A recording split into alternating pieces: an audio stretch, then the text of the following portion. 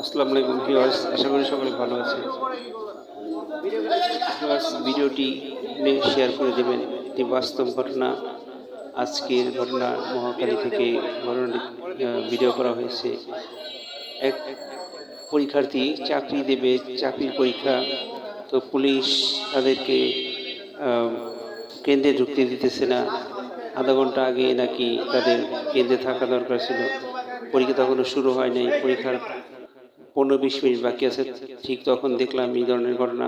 পুলিশের পা ধরে কত কাকুতি মিনতি করছে, কান্নাকাটি করছে, চিৎকার করেছে ছেলেটা। যে আমার 5টা বছর আমি এই বিষয়ে খুব পড়ালেখা করছি, আমি পড়ার জন্য প্রস্তুতি নিচ্ছি, আমার লাইফটা শেষ হয়ে যাব, আমার ঢুকতে দেন।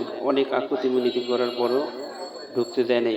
পা ধরে জড়ায় ধরা ছেলেটা কান্না করতেছিল, কিন্তু ঢুকতে দেয় নাই।